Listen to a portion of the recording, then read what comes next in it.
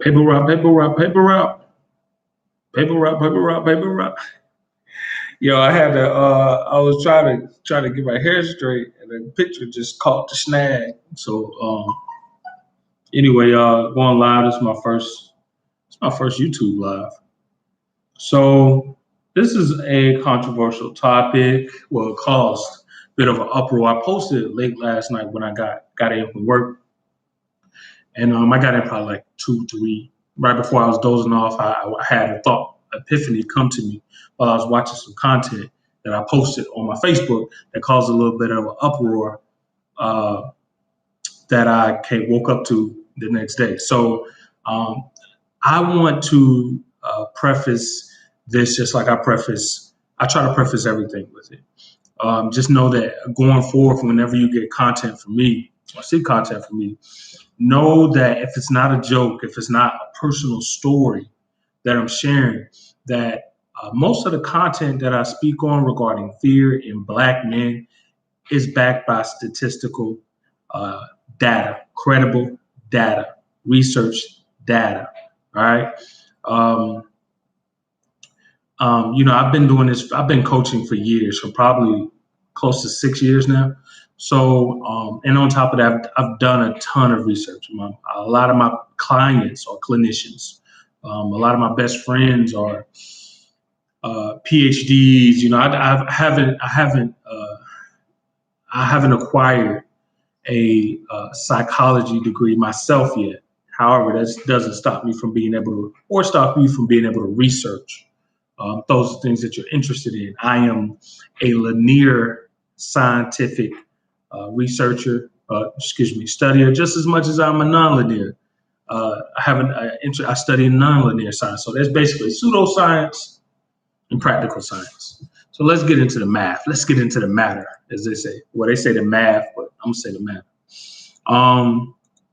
This is my first time doing this live joint. So if you got comments, leave your comments on the side, and I'm definitely going to respond to them.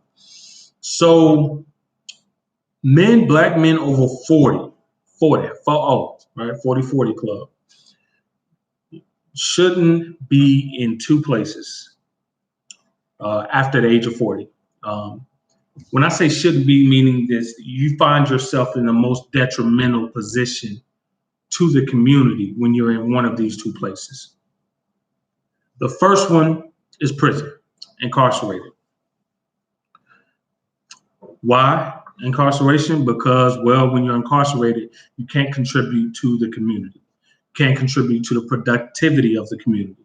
And you're like more than likely 9 times out of 10 a burden, unless you have some type of job or you're making some type of street money while in prison to be able to help your family on the outside of prison. Because you still got your moms, you still got your siblings, you still got possibly kids, you got loved ones, significant others, wives, husbands, etc.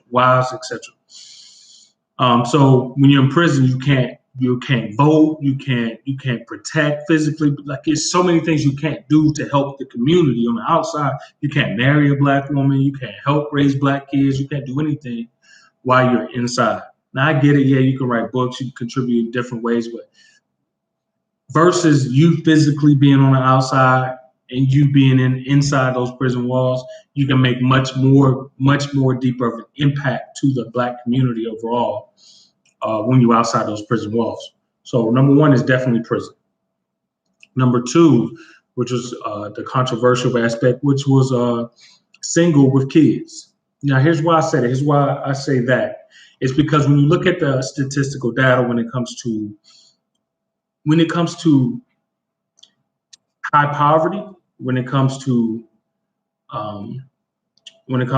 low performing businesses, meaning a low amount of profitable businesses, like a lot of people rave about, there's a lot. There's the most business owners are Black women, but what they don't tell you is about the profitability of those Black-owned businesses, right? Which are very, very low. So you're talking about high poverty, high crime, low business profitability, low housing value. You talk about missing children. You talk about abuse. You talk about many sub factors of the main hierarchy, which is Again, high lack of education, college education, high crime, high poverty. Those things are all related. The centralized causation of all those things are the missing black men as husbands in the household. So when you're a black man that's over 40 and you're single, it's the same. It's almost a similar impact as a black man being in prison because you're both of you are missing from the black household of rearing a black family. Now I get it. A lot of black men out there, you aren't tailored for marriage, especially traditional marriage, especially how marriage is conducted in America due to its laws, right? I get that, so it's not for all of you. I'm never going to preach from the aspect of this is for all of you. I'm always going to preach to that aspect of what's best for the collective. Because here's why I say that, because at the same time, while you're the exception to the rule still exists. So I get it. Yeah, many of you black men are single and don't have kids. You're doing great. If you don't have any kids, you shouldn't have any rebuttal to this to this video or anything, or this message or anything, because you 9 times out of 10, 8 times out of 10, you're a contributing person to the community because you don't have any debts or liabilities with you that could be the detriment to a community, such as offspring. Mainly, this all factors down to kids, really. Black husbands are central to a community because they help increase the stabilization of the community, because they help increase the stabilization of a family unit. When you have a family unit and you don't have a black man there, and it's just a woman and the kids, well, when it comes to adversity and dealing with poverty in communities, etc., they have a they have the highest chances of failure rate. They have the highest chances of succumbing to that adversity versus if they had a partner in the home, such as a black husband. I say black husband over black boyfriend because when you're a husband, there's state obligations that you can't outrun. You can't just give it up and say, "Oh, I don't want to do this anymore." No, the state's there's a process involved where you have to take care of that obligation that you committed to.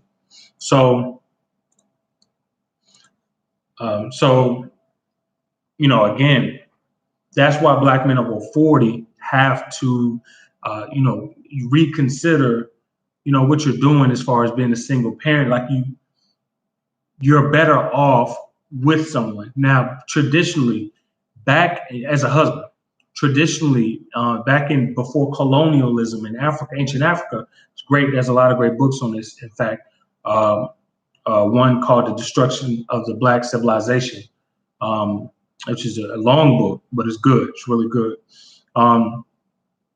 He talks about how the author talks about how if you were a single woman in the tribe, like if you were a mother out of wedlock or your husband died in battle or war, you were forget the term when your spouse dies, but you basically were married off to one of the single black men in the tribe, in the nation. I don't like saying tribe, but you were married off to one of the black men, African men in the nation, whenever your husband died off in war or you had a child out of wedlock, because those African nations and colonies knew that being a single parent, not just single mother, because single fathers have this adversity too. Whenever you're a single parent, it's detrimental to the community. It's detrimental to the community because you have the most adversity, and plus it all, we're talking about being able to construct a military. We're talking about the monetary system. It's all predicated on family structure. At the end of this is not just, again, me speaking off the side of my mouth or speaking from personal experience of what I think based off some Southern tradition or whatever. No, this is based off of statistical data. All right. It takes a family unit. The stronger the family is within the community, the more potential, the better the odds are for that community to become a thriving community. The higher rate of single parenthood in that community, the higher rate of poverty and crime and other detrimental aspects of human existence will occur in that community. This is why in poor communities you have high single parent rate versus in suburban wealthy communities, white, black, Mexican communities, because they have suburban communities as well, they have highest rates of married households. It's not by coincidence. All right, it's not about, oh, you do what's best for you. No. If you want to do what's best for you, that's fine. That's not the type of content I provide. Content I provide is always what's best for the collective, the general person. Now, within that, you can find your own exceptions and be your own exceptions to the rule. However, the rule is still the rule. You are the exception because the rule exists predominantly. All right. So, what else was regarding that? There, there was also,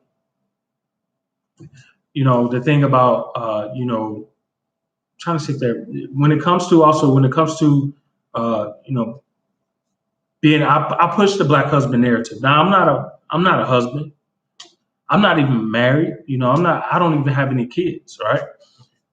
And that's fine. As long as I'm not producing children out of wedlock and I'm being a productive contributing member to society, I'm not in prison. I haven't never been in prison, anything like that. Then, I'm productive member of our community, just like many other black women and black men who are similar to me. Unmarried, don't have kids. You don't have kids, you good. As long as you're not in prison, you good. Because 9 times out of 10, again, your existence alone, as long as you take care of yourself, or at least partially, you can even partially take care of yourself. Stay with your mom, but you pay half your own bills. You're still a contribution to the community. Not saying it's me, but I'm just saying in general, statistically. Again, it's all because at the end of the day, I push this marriage narrative because black men get married the absolute least, next to the Native Americans. Still, we're at the bottom of the totem pole. We only get married at 27%. So 27% of our entire population of men are married, right? Which is a shame because other communities, they're looking at like 43%. Even if blacks got up to like 37%, 42%, you will see a difference in the progression of the community. Because again, the black family unit is the core for everything to become productive out of that community. Without that core, without a strong core, everything that's supported from that core starts crumbling. So this is why you see so many health issues, physical health, mental health issues, all types of poverty issues, money issues, all related to a lot of the researches all dating back to the family structure at home. A lot of single parents produce offspring that are least likely able to go out in the world and provide for themselves. Now, are there exceptions? Yes. I'm gonna keep saying this because I know people are gonna always say, well, I did this and as you're gonna notice when I speak, I'm going to again, unless it's a joke or I'm sharing a personal story, I rarely use me as an example because I'm an exception to the rule. I don't care that much about the exceptions to the rule. I care about the collective because it's the collective that's going to make the biggest difference, not the exceptions who are difference makers, of course. Still, even the exceptions do it to help the general society. We do it to help more than just one other person. We do it to help groups of people. Right? When we go mentor boys, we go mentor groups of boys. We don't just mentor just one kid that we know or one little cousin. We usually do it in groups. So that's what I got for you all right now. Tune in to these lives.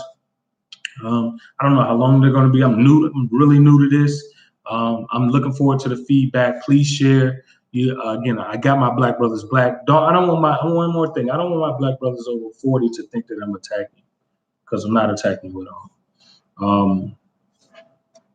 In fact, this is just about I'm providing the information so that we see what problems, what ailments are deterring the community and what ways we can patch those ailments up to make a better community. All right, so I don't want my black brothers over 40 who've been to prison or in prison or got kids and not married to think that I'm attacking you or coming down on you. No, I'm here to provide guidance. I'm here to help you find, a suitable wife or find a suitable woman, or if that you don't even want to get married, I still want to help find ways where you can help be a productive member within the community because you might not even be in a Your contribution might not be in the realm of even relationships. It might be in the realm of a skill. You might be able to fish. You might be able to hunt really well. You might be able to be a great businessman or hustler of some sort, legitimately. We need that contribution, and that's fine. Again, I just want those black men who aren't yet 40, and those young black men who watch me and watch these videos to know that, okay, needs to be a part. This is how I need to alter my plan, because I don't need to only operate and think for self. I need to think for the collective, my people, right? Which is a whole nother video later down the road. But I appreciate y'all for tuning in. Again, if you got questions, leave them below. Subscribe. I'm going to do these lives at least once a week because it's dope and I enjoy it. So, and definitely the better I get with it, the more I upgrade the camera equipment and stuff. So that's all I got for you. All right. Find the courage now. Fear Coach. Oh, share. Oh, you can share this on Facebook and Twitter. Oh, I hope I didn't shut it down. Let me see if I go view comment. Trying to get my all right. Sorry, y'all. Oh, share it on story too. Ooh. All right. I'm out of here for real.